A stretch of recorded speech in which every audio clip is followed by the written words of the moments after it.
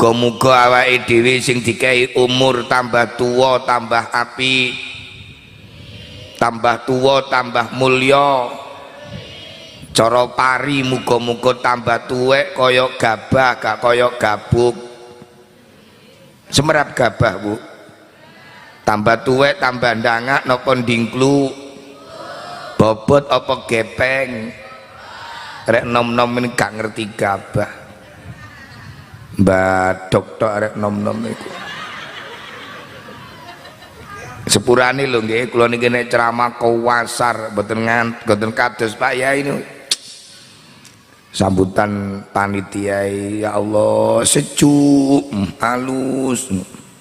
Pemane camate alah gak dawa balas Mas. Jelas kale bayaran mangane dawe lho Mas. Winter sambutane gak dawa-dawa.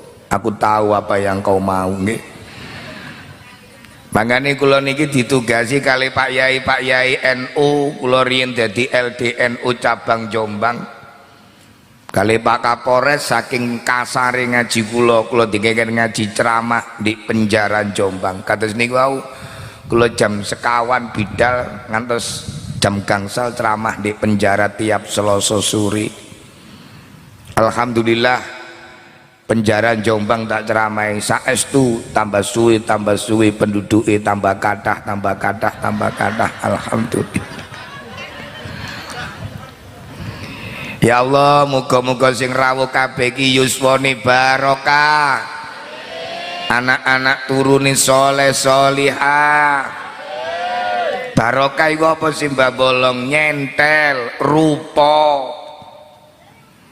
Pak Lurah dadi lurah, enek bangunane sing ketok rupa, iku jenenge barokah. Enten napa mboten wong nyambut gawe yamun sampai yamin gak rupa blas. Amblas. Iku barokah apa ajur kaya ngene? Ajur. Memet napa memet, Bu? Masya Allah, muga-muga bakdo maulid Nabi niki barokah. Kanjeng Nabi lahir beto musibah napa beto barokah? Beto barokah. Wong jenengan lho tiang estri biyen sadurunge enek agama Islam. Wong jahiliyah ben iku nek nglairno kok anake wedok pateni. Lah nek kuwabe bayi wedok dipateni lagi enek wong wedok. Iku jenenge lolok. Wuduh nggih napa mboten? Akhirnya nek Kanjeng Nabi barokah tiang estri dimulyakaken nggih napa mboten? Wis pokoke mantun ngaji niki muga-muga Allah paringi desa jenengan, musala jenengan, kecamatan jenengan sedanten-dantene Allah paringi barokah. Amin ya robbal. Ingkang langkung penting malih inggih punika man lam yaskurin nas lam yaskurillah.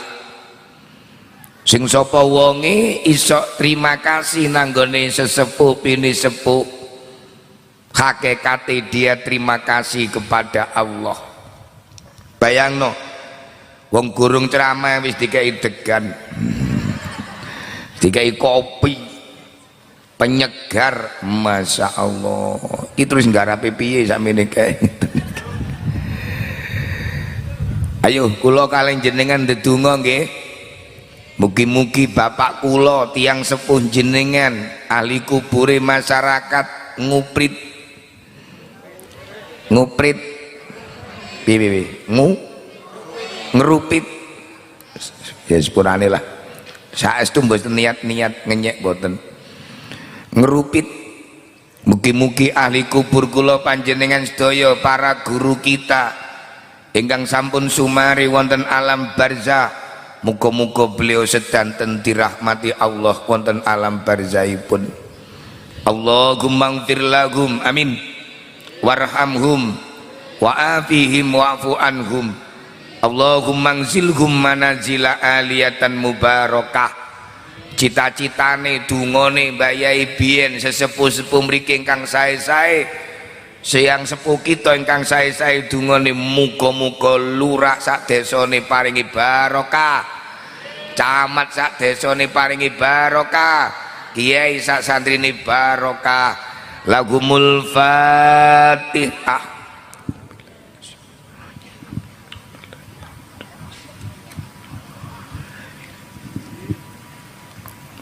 Bismillahirrahmanirrahim. Imam Jalaluddin As-Suyuti beliau dawuh, kalau mengadakan peringatan Maulidin Nabi Muhammad sallallahu alaihi wasallam, nek kepingin lancar barokah, maka Maulidan Nabi niku kedah diisi 4 hal. Mangke nek warga ngrupit mriki mboten sesuai papat, kula nyuwun ngapunten namung ngaji lho nggih. Bu, aja muring-muring nggih. Sing waras ngalah, ngoten nggih. Berarti sing ceramah gak patek. Nah, ojo lah. Yang pertama, wong jenenge ibadah iku lak kepingin sempurna, Pak. Nggih, Bu. Jenengan paringi kula unjukan rahaban kaya ngene iki, hidangan kepingin sak cocok-cocoke. Begitu juga kalau kita Maulid Nabi kepingin sesempurna mungkin. Pokoknya sing penting sing rawuh dalu niki kersa ibadah niku luar biasa. Dawuhipun Sayyidina Ali karramallahu wajhahu, al ibadatu khairu bidaatin. Wong nek urip gondunya gelem ibadah, maka itu perdagangan dengan Allah sing batine gak kena dihitung. Kados ngeten niki, nandur jagung sak until, nandur jagung sak until metune ratusan. Ngono iku ya Allah balesi mboten langsung jagung. Delon kalau le, iku pertama jenenge apa? Tebon. Mare saiki lak gak pate ngerti ya Bu, zamane wis beda. Nggih napa mboten? Bapak-bapak piyen sing lenggah iki rata-rata sunate nang calak niki piyen. Nggih napa mboten, Pak? Arek nom-nom iki calak napa dokter? Dokter, enak dokter, rong dino waras. Rong dino garing, rong dino balang. Iki sing lungguh kabeh kae iso. Iki ben dikum dhisik. Borok kondangan mekah rata-rata kondangan kabeh iki, termasuk kula. Nanti sunat biyen kabeh saiki. Saiki kaene borok, kaene kondangan, kaene kum-kuman barang. Dikum biyen Mas iso protol kayak waras. Cuma jari wong-wong kenyataane kualitasé gak kaya sing kum-kuman saudara.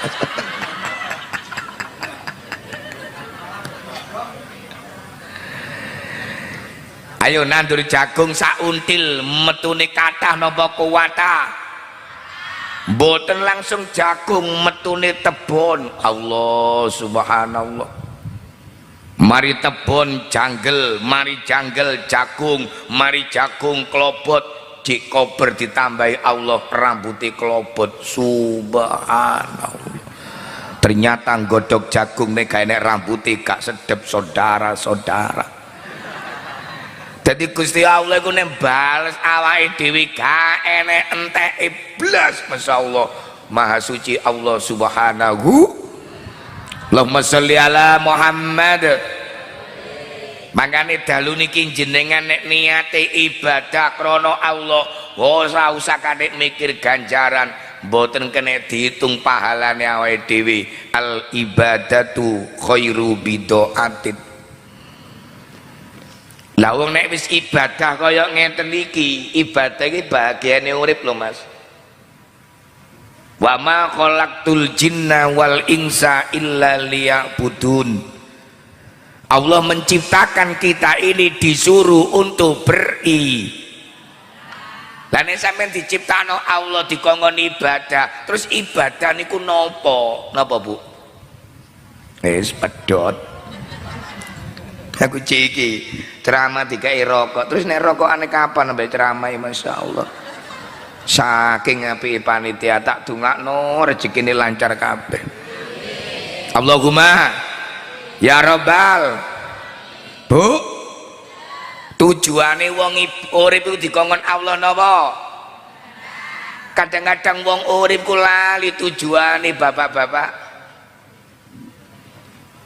Wong kula gadah kanca kepingin umroh sampai dewangi dodol kebon, dodol sawah. Lah kok tutup Mekah Madinah, repot ngitung cagake masjid, goblok. Enten napa mboten wong ngurip gak ngerti tujuan? Enten napa mboten? Wong iku diuripno Allah dikongkon lah ibadah niku napa, Bu? Salat, ibadah salat nggih, Bu. Lah nek jenengan udur, jenengan datang bulan terus salat, apa ibadah? Lah cari ibadah salat. Wah, nekano Mbak Bolong tambah ndas bingung. Bu. Ibadah iku apa Mbak Bolong? Ismun jamiun yuhibbuhullahu wa yardahu. Ibadah iku apa-apa sing dadekno renenge senenge ridhone Gusti Allah. Lah nek sampeyan nglakoni ngomong, nglakoni mlaku perbuatan apapun yang itu sesuai syariat Allah, ridhani Allah, iku jenenge ibadah. Masuk makanya kok ana wong gelem ibadah aja takok pahalane, jari Sayyidina Ali gak kenek halo.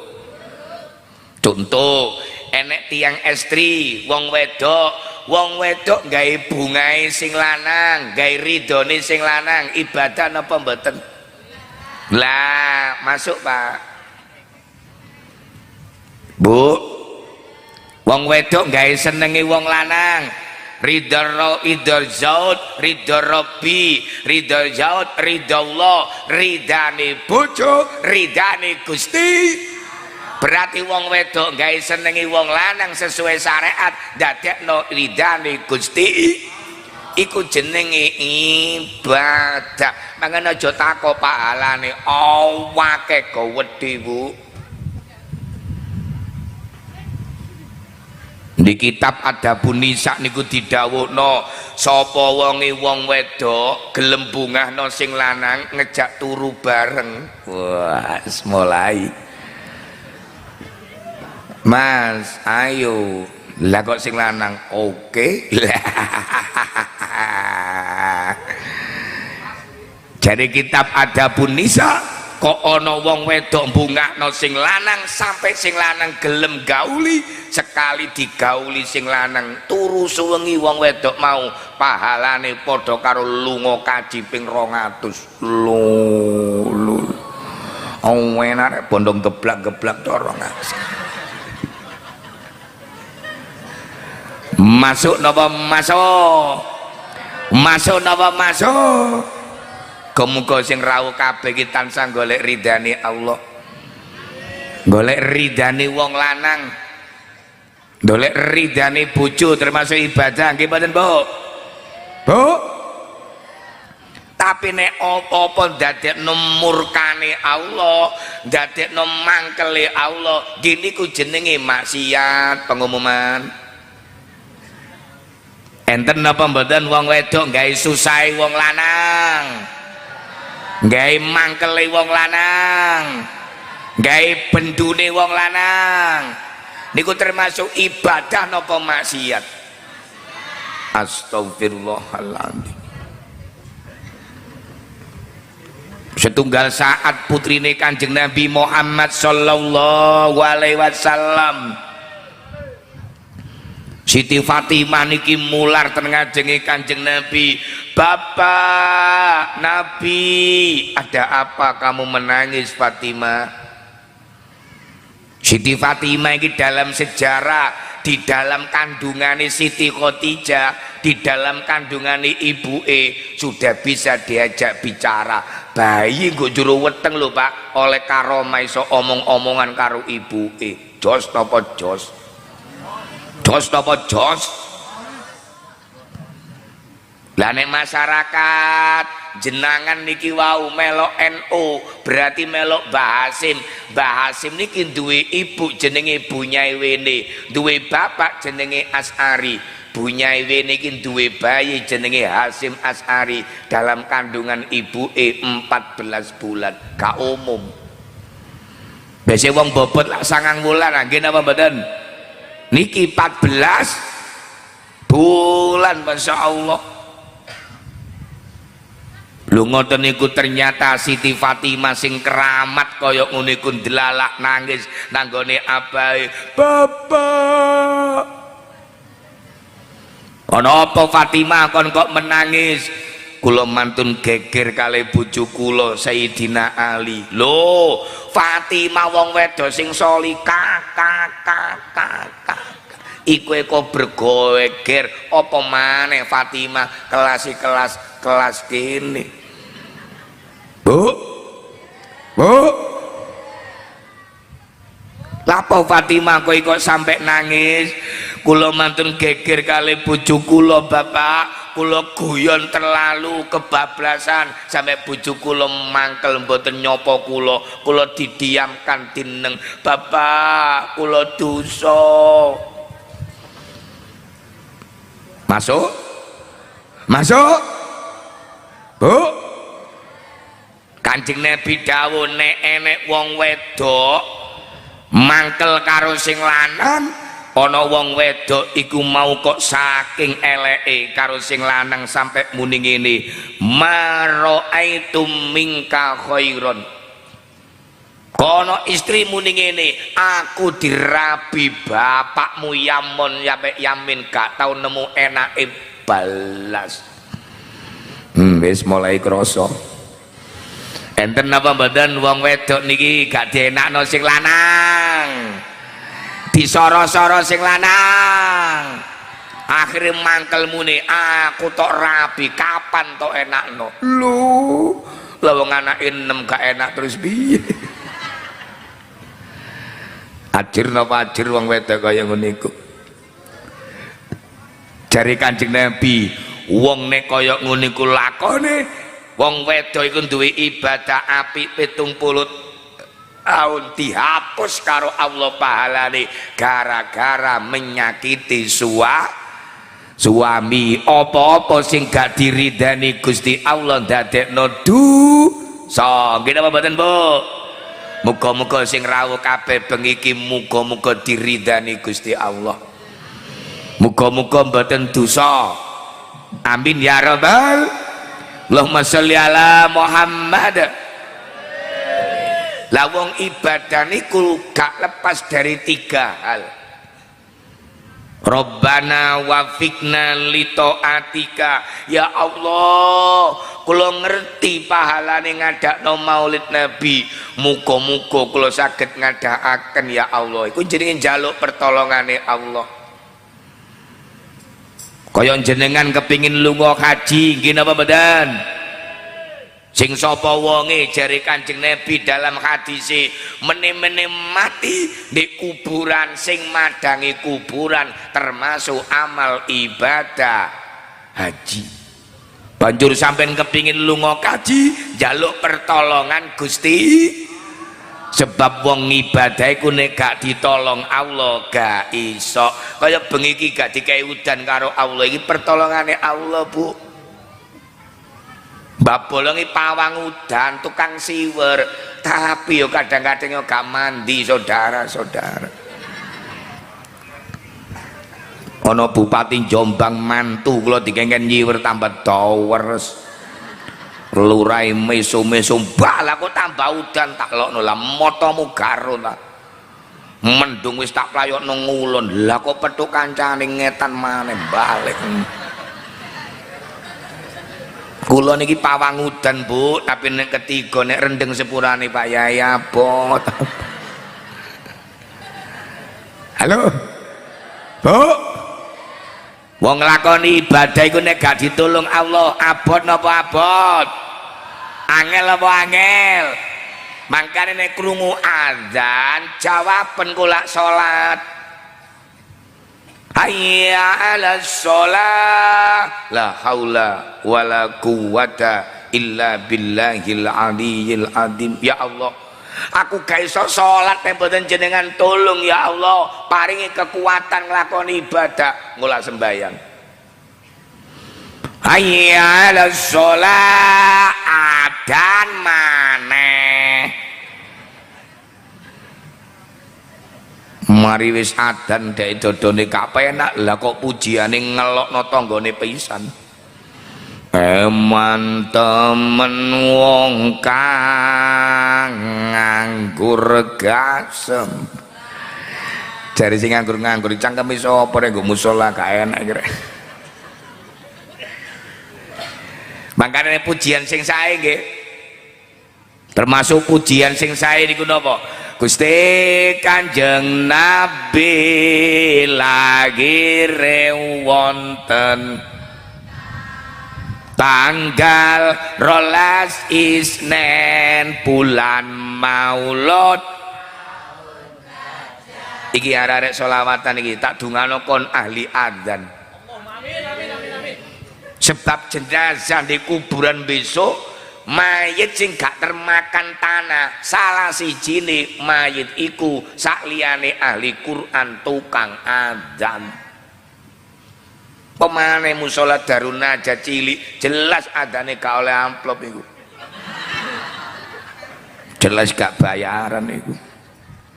Kok masjide kadang los gak bayaran ya. Rata-rata tukang adzan iki bayaran apa los? Masya Allah tukang adzan niku ikhlas makane jenazahe woto. Ten Jombang niku enek desa jenenge desa Ngrimbi dusune Kopen 14 jenazah niku mati. Mbah Bolong diparani dokter Polda iki nek gak kepethuk Mbah Bolong dadi kuburan massal. Alhamdulillah kepethuk pertama sapa? Jenazahe Ciwangi tukang adzan. Tapi yang ngono rek, nek adzan sing ikhlas, adzane tepat waktu, durung maghrib tuh adzane kakekmu ngono. Mari adzan, salat sunat dhisik terus ndonga, terus puji. Oh pujian aja ngelokno wong, pujian yo sing apik. Gusti Kanjeng Nabi lahir wonten tanggal 12 Isnen bulan Maulud. Iki pujian lawas apal kabeh iki. Nggih Bu. Muslimin muslimat monggo jamaah ganjarane 17 ngene lak sowan nang kabeh wong kampung ya Allah salat monggo aja pujen nyapluk-nyapluk kancane. Mentang-mentang NU mari adzan duhur lah kok pujiane ya lal waton ya lal waton ya kakek monggo kate perang karo sapa kene. Halo. Halo. Muga titik-titik o nyantol. Ibu enek berkahe. Kadang solawatan suaranya enak ini kok adzan gak gelem biasa. Gini apa badan? Lama sholli ala Muhammad. Pun wong ibadah iku pertama jaluk pertolongane Gusti. Jaluk pertolongane Allah jenenge jaluk taufike Gusti. Ya Allah tolonglah kula saged ngadakno mulutan. Nek wis ngadakno mulutan ngene iki donga sing nomor loro apa? Wa atmim taksirona, sempurnakan kekurangan maulid Nabi kula ya Allah. Jare Mbah Bolong mau salah sijine ulama berpendapat Maulid Nabi sing apik ku siji ijtima'un nasi, mulutan sing apik ku diadakno wong akeh, nglumpukno wong akeh. Ayo dalu niki sing rawuh kathah napa kawata? Pol napa pol? Iki jenenge mulutan sing apik, ya iki mulutan mosok Maulid Nabi ijen.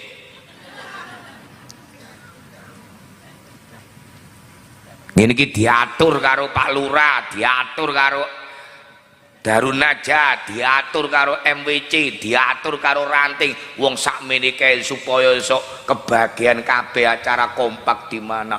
MC ini arek enom, solawatane arek enom, sing penerima ayu, oh penerima tamu sing ayu. Waduh. Diatur nggih Bu nggih. Masya Allah, supaya rukun, sing ayu, penerima tamu, sing dowe, kora-kora, tadi imbang.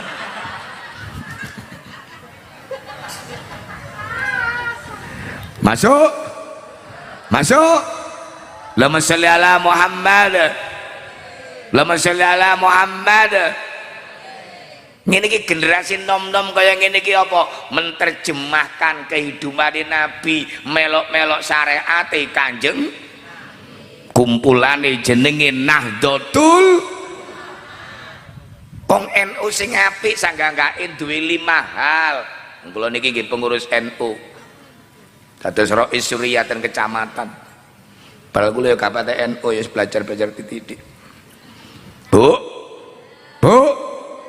Delon bengi iki NU tenanan iki Bu. Siji, wong NU iku munadzim. Munadzim iku napa? Acara kaya ngene iki diorganisir secara baik. Delon acara bengi iki tertata dengan baik, gak ambuh radul. MC ini si enom towek merongos lapo MC kon niku masalah. Gimana? Solawatane oke, MC ini pejabatnya tokoh delek ini sing gak tokoh ngeleset nggo nisor diatur sing apik. Al-haqqu bila nidhamin sayaglibuhul batil bin nidham. Apa-apa iku harus diorganisir, nek gak diorganisir kalah karo barang elek sing diorga. Nggih Bu? Sampean tahlilan nek diorganisir diatur kok. Makane yai kula Bayai Wahab tambah beras ndelok kuburane ndelok kuburane Kanjeng Nabi badhe diutik-utik wong Wahabi. Bayai Wahab tampil nang gone Mekah, tampil nang gone Madinah, tampil nang dunia dikongkon dulure jenenge Hasyim Asy'ari. Alhamdulillah Bayai Wahab berhasil nego ndek Mekah, akhirnya Bayai Wahab iki diparingi doro teko Gua Sur. Makanya gue pondok tambah beras Pak Yai sampai saiki enek doro iku hadiah rojo Arab. Ora enek kiai sak dunya sing oleh hadiah doro nek gak Kiai Wahab NU tambah beras. Tepuk tangan Masya Allah. Lah makanya arek nom-nom nduk kene diorga. Manggete arek ngene gak dilatih MC apa gak ndredeg. Hadirin menginjak-injak acara berikutnya gak remek acara itu. Halo, halo, Masya Allah, begini oleh mulyakno pengurus Ranting Kiai Masal didudukkan dengan sempurna. Bangga nopo bangga dua arek nom kaya ngene iki. Bangga nggih Bu? Nomor loro napa Mbah Bolong? Wong NU kedahe melok Kanjeng Nabi, muwahhid. Muwahhid niku napa Mbah Bolong? Wong jenengan, wong apa jenenge? Jenangan niki diparingi Allah apa? Diparingi Allah pemersatu bukan pemecah belah. Ayo sing rawuh kabeh iki lho, rukun napa rukun? Kompak napa kompak? Ojo sampai umate Kanjeng Nabi apa maneh sing NU berpecah. Walaupun NU iki akeh sing gak padha tapi iso gelem rukun. Padha NU ne kadang tahlilan gak padha kono sing la ilaha illallah. Ene sing wedok-wedok yo gak iso la ilaha illallah. Nglewes ya kakan badokan la ilaha. Tapi aku seneng wong wedok-wedok. Wong wedok-wedok ku nek mendayoh nang omahku mesti nggawa apa-apa. Wong lanang-lanang malah rokokku disedoti masa. Ayo dilon wong enu torekoe gak padha nggih mboten. Ngene iki arek nom-nom iki jenenge selawat napa niki? Banjari. Selawat apa? Dilon Bu, selawat Banjari ngeten iki lak enak. Nek jaman biyen, jamane Mbah Wahab jenenge selawat Izhari.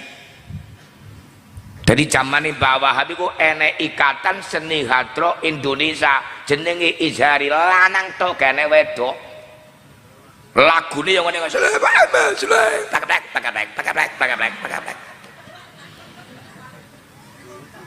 lho kene sing nonton lho kok gak buyar, kene sing nonton kok jek awet. Sebab apa?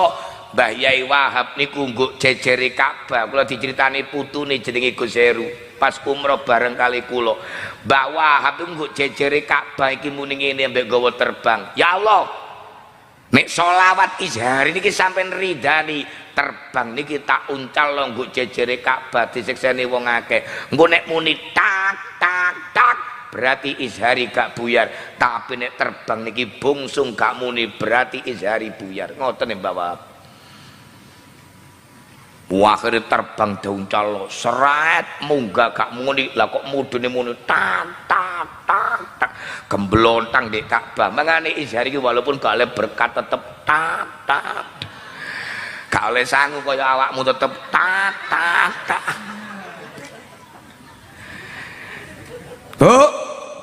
Bu mangane melok NU barokah nggih Bu. Kapan-kapan ten griyane Mbah Bolong sak bakdone ten makame Gus Dur ten nggen kula mangke tak terangno malih. Allah amin ya robbal. Dik leri kuburane Mbah Hasim iku enek tulisan apa Mbah Bolong? Barang siapa yang beramal tidak ikhlas akan menambah gelapnya hati. Makane nek melok Mbah Hasim melok Kanjeng Nabi muga-muga amale diparingi Allahumma sholli ala Muhammad. Supaya gak ngantuk sholawatan riyen nggih. Ayo Mas, iso lagu di langit ada mata. Sik Bu, iki nyambut gawe sik golek rekaman sik. Iso. Saged ta? Saged nggih. Aja biar sik nggih. Allahumma sholli ala Muhammad. Mugi-mugi mari Maulid Nabi tambah rukun nggih. Tambah kompak nggih. Makanya generasi Nahdlatul Ulama, generasi Indonesia siji, semuanya disyukuri dengan diorganisir dengan baik. Nomor loro sing rawuh kabeh iki mental pemersatu, bukan mental pemecah. Ojo sampai dadi umat Kanjeng Nabi purian. Ngerti puri Bu? Megot, ngerti megot? Mutung. Delok Nabi Yunus purik nang Allah numpak perahu ini ditumpaki Nabi Yunus oleng napa oleng napa oleng. Makanya pengajian iki tenang sebab gak enek sing purik. Misalnya grup sholawat iki vokale purik mudhun kabeh, lah sing bengok-bengok sapa? Nggih mboten? Salone purik, aku di nguk lho. Makanya semua bisa berjalan gara-gara Indonesia iso merdeka gara-gara sampeyan sing iso ngatur bagian ngatur, sing gak iso ngatur diatur aja kakek cocot wis melok wae. Masuk nggih. Nomor berikutnya napa Mbah Bolong? Murabi. Nek iso awake dhewe dadi wong NU dadi Indonesia menyiapkan generasi sing apik. Ojo kabeh dipangan, ojo kabeh dipek. Harus sayang nanggone dididik, diduduno. Ngene iki Mbah Bolong ceramah rek cilik-cilik cek paham. Mungare cilik ku takok, "Bu, sing ceramah mau sapa?" Mbah Bolong. Sing bolong apane? Lah wong dek kapan kula ceramah nang arek SD tak tangoni, anak-anak, Nabi Muhammad lahir tanggal berapa? 17 Agustus. Wongko wis. Ayo dididik sing apik nggih, Bu. Nggih. Masya Allah diduduno lapo sih kok babolong diceluk babolong jenenge Nurhadi biyen mondok nggo tambak beras latihan pidato nih cerita babolong murid Sunan Ampel gara-gara aku cerita babolong akhirnya aku diceluk Mbak ngeten lho Pak Yai ceritane kok aku ben nggo pondok cerita sapi teng aku diceluk Mbak sapi teng selamat tau gak sapi teng jelas Bu? Jelas ke? Sing nomor berikutnya napa babolong kula kali panjenengan selain dadi murabi mujadid iku napa arek nom-nom wong tuwek iki gak ketinggalan zaman nggih mboten sing nomor terakhir mujahid gelem berkur nek merdeka enek pasti enek perjuangan butuh pengor nek kepingin riyoyo poso gak koyok wong saiki gak poso melok enten mboten gak poso melok bodoh gak poso melok riyoyo gak nandur melok panen iku jenenge wong gawe padha karo wong gawe sabuk tapi gak celonoan terus sing tok sabuki apamu Bu, makanya arek nom-nom diajari untuk pengorbanan, diajari ayo sampeyan delok PT sing gelem berjuang kaya PT Kampung, PT sing gak berjuang kaya PT Potong, hebat ndi? PT Kampung sampeyan delok Masya Allah dibeleh lho gurung pedhot teko ndase, jek urip kok. Jajar PT Potong kok dibeleh Masya Allah getakan lo bongko PT Kampung gak dipakani ibumu golek-golek dewe teker-teker jajal PT Potong cul nolak kowa-kowo lon kaya ibumu gak dibelajani bapakmu golek utangan dewe ngalor ngidul bon sing nomor 1 peringatan Maulidin Nabi Muhammad Sallallahu Alaihi Wasallam niki diadakan dengan sukses dengan cara berkumpulnya orang banyak ojo sampai berkumpul orang yang sedikit sing nomor loro napa Mbak Bolong wa qiraatu ma tayassara minal Qur'an. Nenek peringatan Maulidin Nabi Muhammad Sallallahu Alaihi Wasallam niki sing diceritakno sing diungkapkan ayat-ayat suci masuk nggih laqad ja'akum rasulun min anfusikum azizun alaihi ma anittum harisun alaikum bil mu'minina raufur rahim lakon nyekti temen-temen wis teko kum ing sira kabeh sapa rasulun utusane Allah laqad ja'akum rasulun min anfusikum utusane Allah Kanjeng Nabi Muhammad Sallallahu Alaihi Wasallam beliau adalah golongan dari golongan manusia jadi Mbak Bolong karo sampeyan iki duwe nabi niku bukan malaikat tapi nabine seorang manusia tapi manusia Nabi Muhammad iki manusia yang luar Muhammadun bashar la kal bashari balhu wa kaliyaku tibai nal hajari Nabi Muhammad ini adalah seperti batunya Nabi Muhammad adalah batu intan lah nek Mbak Bolong karo sampean kabeh iki batu biasa. Ayo Bu, larang di watu inten ambek watu biasa. Larang pundi watu inten ambek watu biasa. Watu inten Nabi Muhammad itu bagaikan batu inten, Mbah Bolong kali jenengan iki batunya batu biasa. Ayo jenengan panggil Mbah Bolong muni assalamualaikum napa mboten? Assalamualaikum Mbah Bolong. Ya Allah, muga-muga Mbah Bolong jenengan paringi selamat. Ganti tak jawab waalaikum, muga-muga masyarakat mriki kabeh Banjar apa jenenge? Karanganyar muga-muga selamat kabeh. Amin. Lah nek jenengan kirim salam nang Mbah Bolong didongakno selamat, lah nek sampean kirim nang Kanjeng Nabi salam ya didongakno Kanjeng Nabi selamat. Ma minkum min ahadin salama alayya idam itu illa ja'ani Jibril alaihi salam.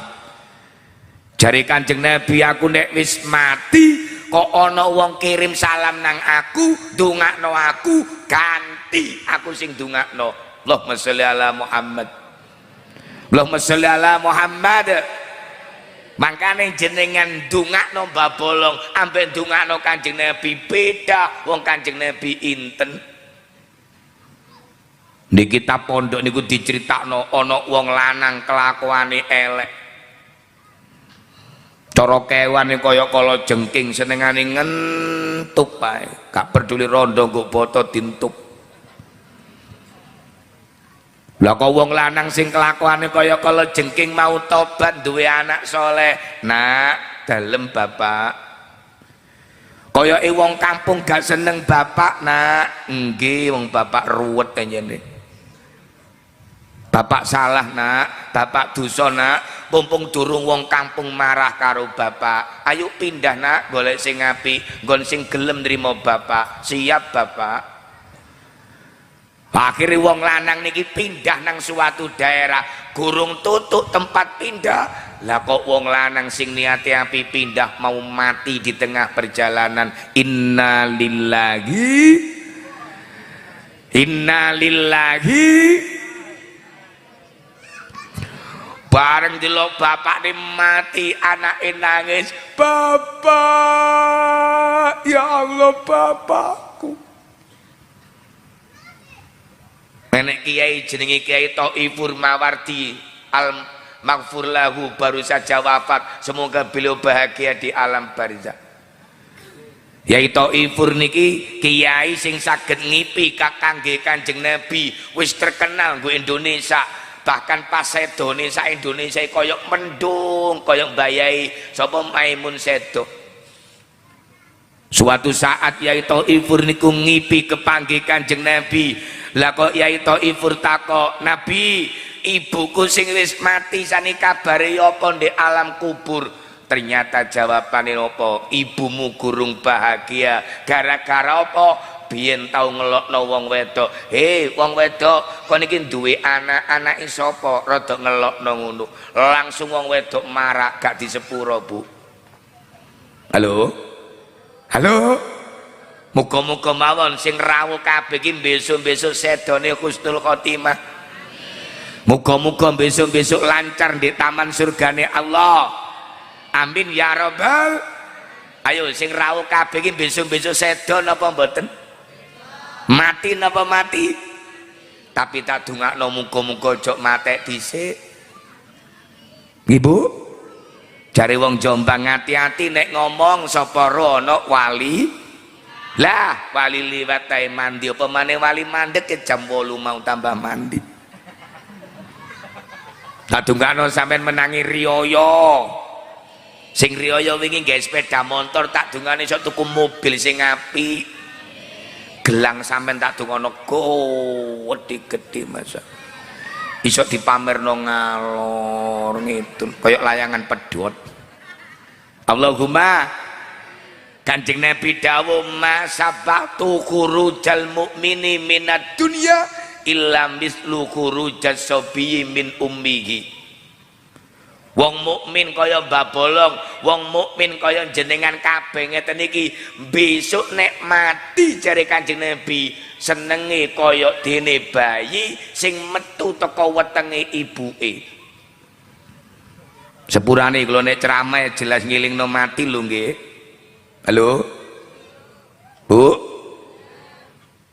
Arek enom iku nek eling tuweke kaya mbae, insyaallah gak endel nemen-nemen. Wong ku nek eling matine insyaallah gak dablek nemen. Delone wis sepuh kaya mbahmu ya Allah, nduk, tukokno wedak merek apa tetep tuwek. Aku nek ndelok wong tuwek brai neko-neko masyaallah ya Allah, Mbah sampean brai kaya ngono sing kate gendak riko iku lho sapa. Rabbana atina fid dunya wa fil akhirati hasanata wa qina. Jari guru torekoku, Robbana atina fid dunya iki piye Mbah Bolong prakteki. Wong Ponorogo nek ketok mobil api dudingen, ae mobil api awas kon kapan-kapan tak tuku tak tumpaki ngono. Wafil akhirati hasanah apa Mbah Bolong, burine mobil enek keranda mayit enek pendosa iku ya dudingen, aku ya kapan numpak pendosa kaya ngono iku. Aja dunyane tok nggih, Bu.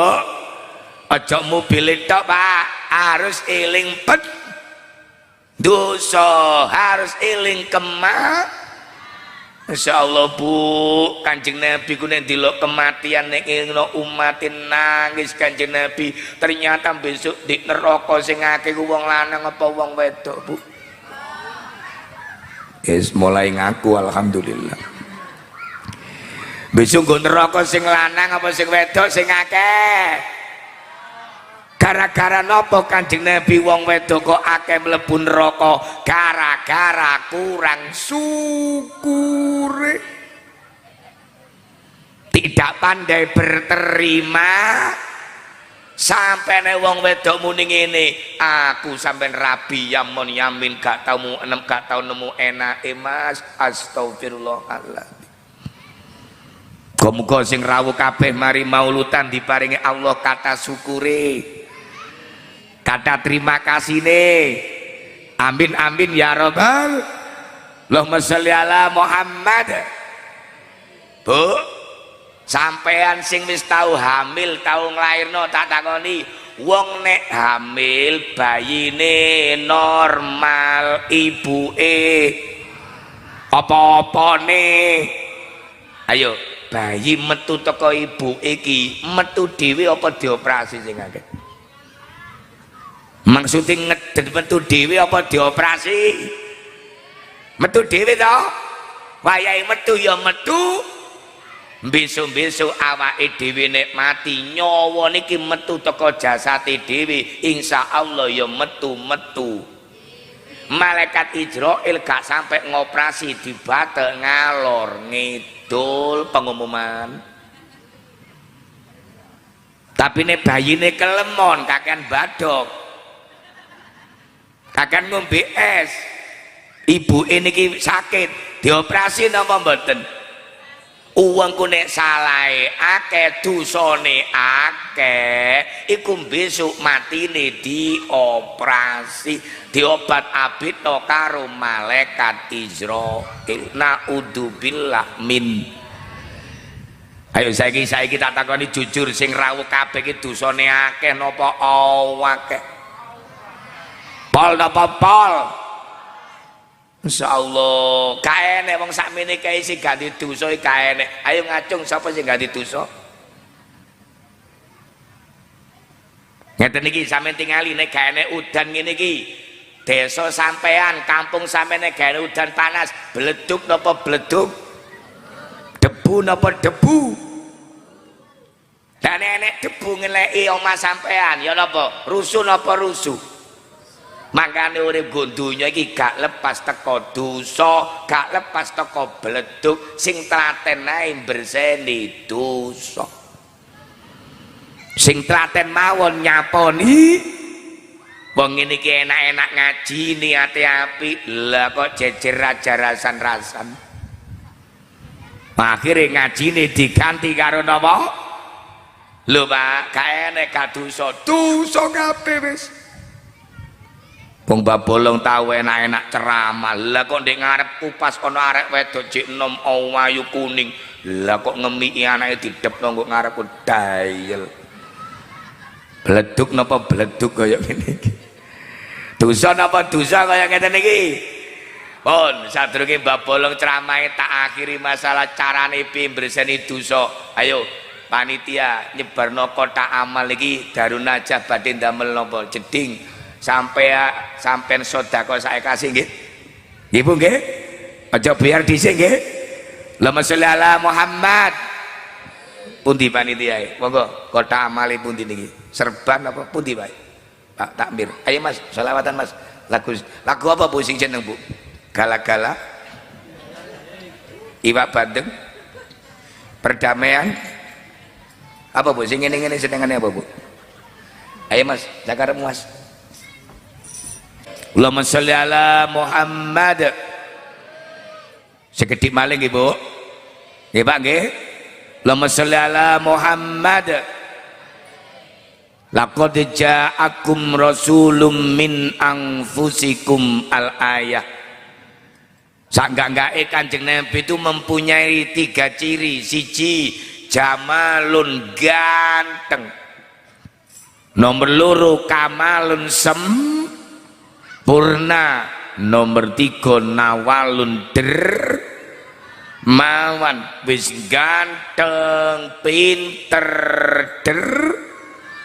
itulah baginda Nabi Muhammad sallallahu alaihi wasallam. Setunggal saat Siti Aisyah niki dondom-dondom lah kok dome niki roto bengi pisan dom niku lak cilik Bu nek gedhe lak linggis bareng Kanjeng Nabi rawuh tempate Siti Aisyah niki padang melu kaya arek nyanyian di langit ada mata nggih Bu bersinar wong matahari nyinari Kanjeng Nabi. Kanjeng Nabi tidak ada bayang-bayangnya karena cahaya matahari kalah karo cahayane Nabi Muhammad sallallahu alaihi wasallam. Dari Siti Aisyah, ya Rasulullah, jenengan kok kados ngeten padang ya Rasul. Dari Kanjeng Nabi, Aisyah, aku padang kaya ngene iki besok di akhirat enek wong sing ga iso ndelok wajahku sing padang. Astagfirullah. Bu, muga-muga sing rawuh kabeh iki besok-besok saged ningali Kanjeng Nabi. Oleh syafaate Kanjeng Nabi. Wau diceritakno Mbah Bolong, ana wong lanang nakal pindah kampung di tengah dalan lah kok. Anake nangis napa nangis wau? Anake nangis, "Bapak, lah kok wajahmu elek, Bapak?" Aku tak ndonga dhisik, muga-muga bapakku sing wis seda, wong tua sampean sing wis seda, muga-muga disepuro Gusti Allah. Berada di taman surganya. Bu, nek tiang sepah sampean seda, nek enek wong Islam mati, wajahe diwacakno apa sadurunge dikubur? Dawuh Kanjeng Nabi, bacakan bi Fatihati suratil Baqarah, bacakan pembukaan surat Baqarah alif lam mim sampai wa ulaika humul sikile diwaca napa lillahi ma fis samawati wa ma sampai wa'fu anna waghfir lana warhamna anta maulana fangsurna alal qaumil. Bareng bapake mati elek ditangisi, anake nangis sampai keturun. Lah kok ngipi kepethuk Kanjeng Nabi. Kanjeng Nabi, bapakku Nabi. Iya, bapakmu matine elek. Pancene kelakuane bapakmu terlalu jelek, wajahmu bapakmu boleh elek, tapi bapakmu nak nek bengi ngarep-ngarep syafaatku maca sholawat. Bareng bapakmu bengi maca sholawat, aku titeni bahasa Indonesia ini kok apa ya? Aku iling-iling. Apa Mas? Aku ingat-ingat. Nek bapakmu tahu ndongakno aku maca mangkane aku janji bapakmu akan tak syafaati di akhirat. Delalah delok matine bapakmu elek, aku gak mentolo ngenteni di akhirat. Matine bapakmu tak syafaati. Delon saiki bapakmu wajahe ganteng, ganteng Bu.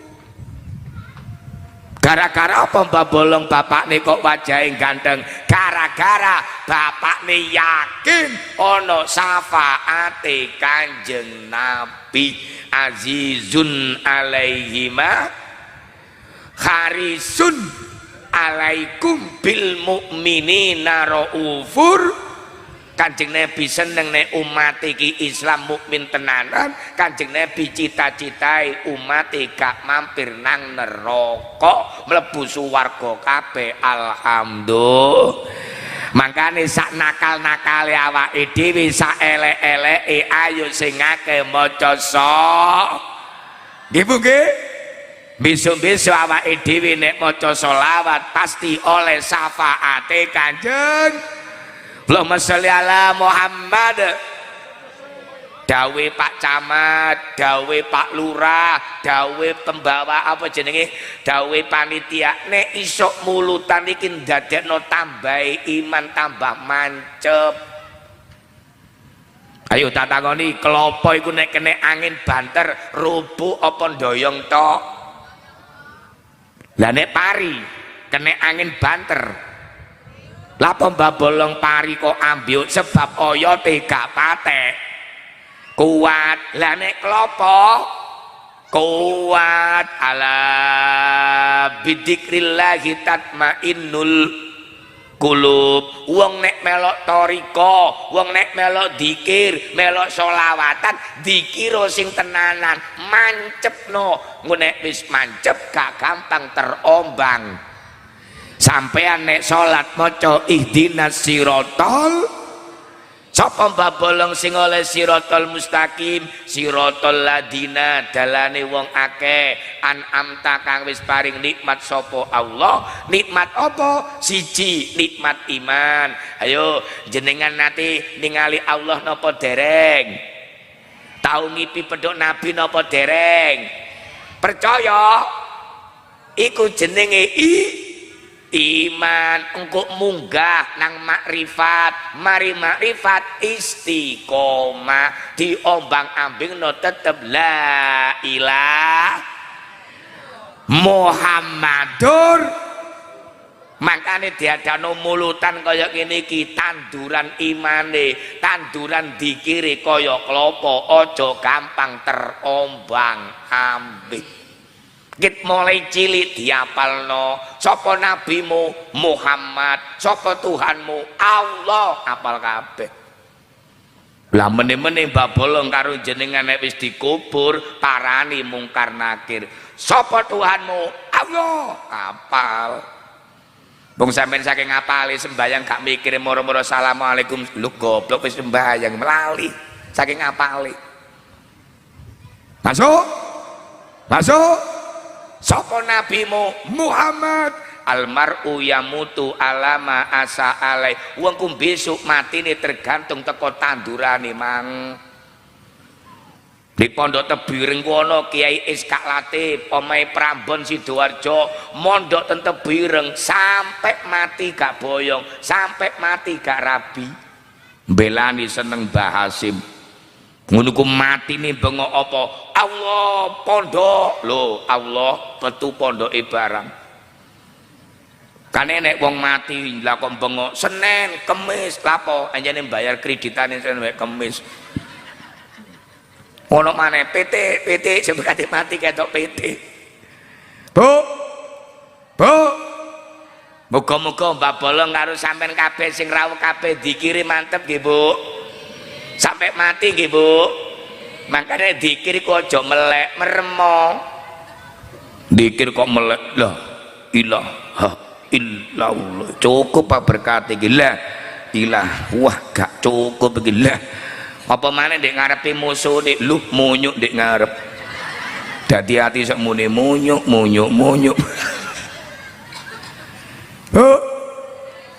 Mbak Bolong karo kampung apa jenengi Karanganyar, tapi Mbak Bolong kan gak goblok ngebel panitia mana Karanganyar mana GPS-nya lo kok Mbak Bolong dijemput ke masjid Mbak Bolong nek ngebel dijemput nek gak ngebel yuk gak dijemput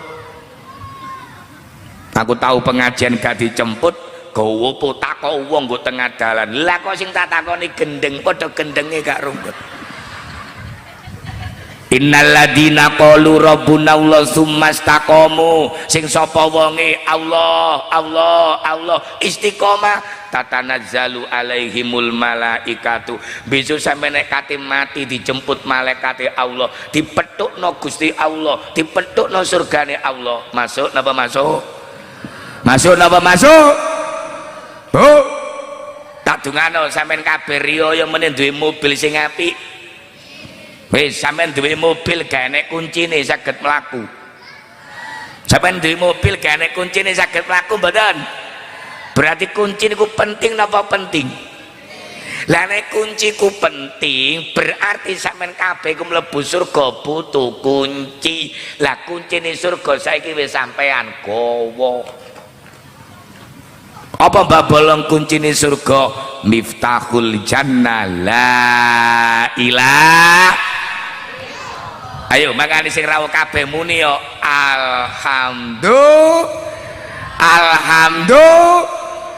ayo mulutan iki aja gampang sambatan Mbak Bolong aku dadi takmir abotmu karo abote nabi gane apa-apane Nabi Muhammad dakwah musuh wong kafir enek sing jenenge Saibah iki kafir jaga Ka'bah awas Muhammad rene tak bacok tak kei racun dadi nggawa glati sing landhep dikai racun Nabi Muhammad kan ditunjuk bareng delok wajah Kanjeng Nabi gawanteng bercahaya langsung lumpuh iki Nabi tenanan langsung masa syahadat Bu lho Bu Nabi Muhammad dilawan mangane dadi arek enom kaya awakmu seragaman walaupun gak bayaran sholawatan masuk kon iki masyaallah kadang-kadang diundang di kampung dhewe gak seragaman lapo gak nek bayaran gak pareng sebab sholawatan mulyakno Kanjeng nggih Bu Allahumma sholli ala Muhammad ngene iki wong sepuh-sepuh ndelok arek enom seragaman ganteng masuk napa masuk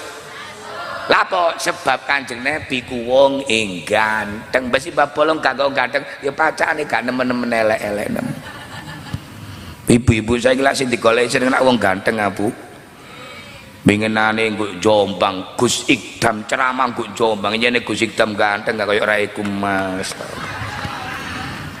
Gus Ikdam ceramah jam 09.00 lho jam 6 isuk ibu-ibu wis nata kloso gendeng jam 6 isuk wis ditunggoki musuh wong ganteng ngono ku nek Gus Ikdam munggah wong wedok-wedok bengok histeris Gus Ikdam aku munggah kan sing bengok aku balas jane raya elek tak terima nasib Mas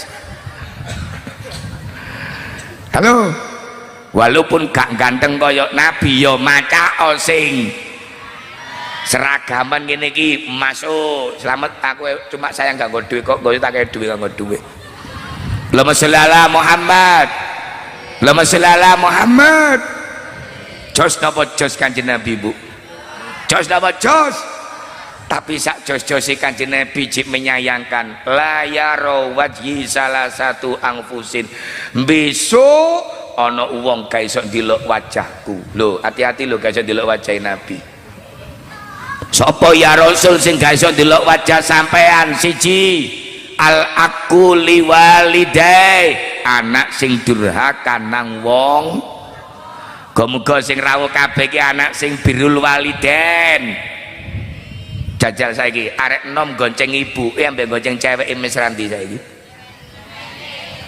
Gladok mas kaget cari cowok sorry sayang jajal gonceng ibu gladok le kaget le mangkane gecokan ngomong kalau nggak ada yai namanya almarhum Yai Jamal niku tiangin mboten gorowan cerita pas ngaji Guk Malang pas dahar diceritani mbek Kiai Malang ono wong mati dikubur wong sak kampung gak kuat jadi jenazah ini diangkat wong sak kampung lho mboten kuat bareng diangkat anak durhaka anak dewi kuat akhirnya anak ngubur dewi didampingi wong kampung anak kate metu teko kuburane wong tuane gak mampu akhirnya dikubur hidup-hidup gara-gara anak wani karo wong ini ki babolong teko Jombang kene gak pegel sebab mobilku apik bu lho mobil api iku gak krono aku mas iku biyen bapak tuku mobil dodol sawah iku duweke bapak iku jadi merek sawah bapak niku makane ayo hormat nang wong wis wong kene wis api nomor loro apa tarikus sunnati orang yang meninggalkan sunnah-sunnah Kanjeng Nabi iku gak iso dilok wajahe Nabi. Nomor 3 nek disebut jenenge Nabi gak gelem maca sholawat. Wis muga-muga sing rawuh kabeh iki besok-besok saged mirsani wajahe Nabi. Allahumma amin ya rabbal. Pun akhir ngajine Mbah Bolong mulutan iku api siji nglumpuk wong akeh diwacana ayat suci al diceritakno sejarah Kanjeng sepurane kula wau guys nyeritakno dawa-dawa mek sekilas-sekilas diceritakno kabeh biar jam 3. Nomor 4 mulutan wis sing paling apik akeh berkate badokane iku mulutan saudara-saudara. Nah nek kaya awakmu ngene kok mangan snack tok sampe buyar masuk angin saudara-saudara. Usul panitia mulutan ke depan lebih banyak berkatnya nek perlu dikai gandolan sing teko esuk njabut cawen nang kabeh. Muga-muga mulutan tahun depan lebih baik. Aja muring-muring nggih.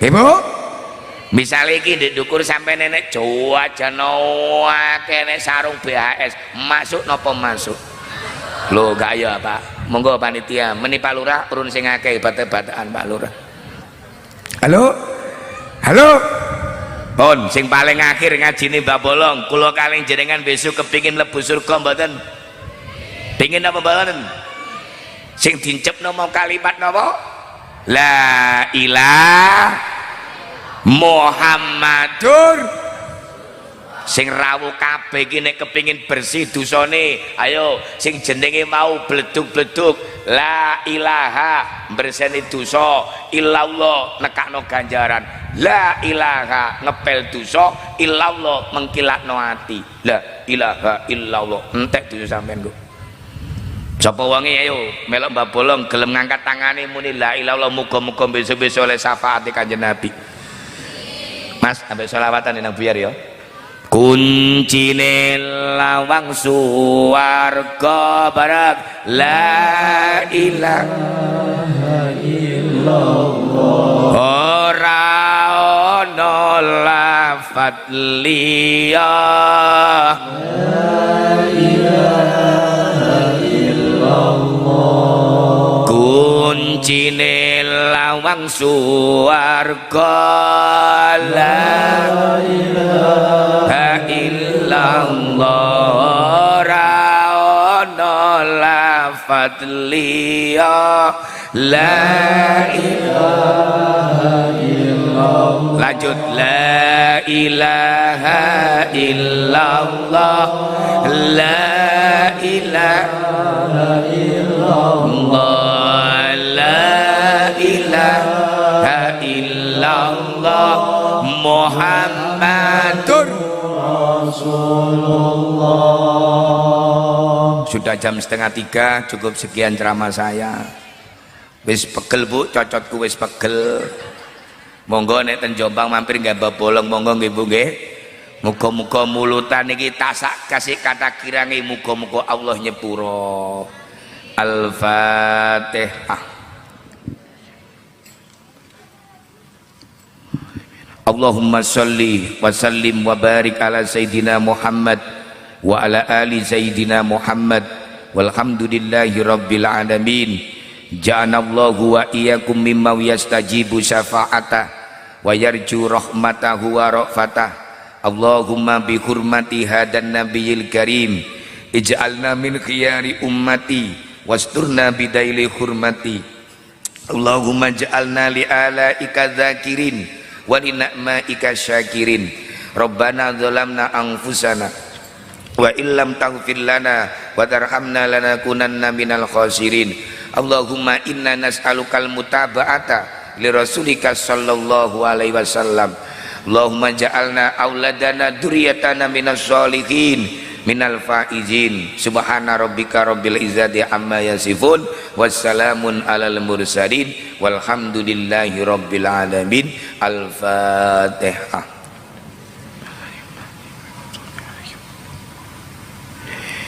Sing tasih beto jajan beto mantan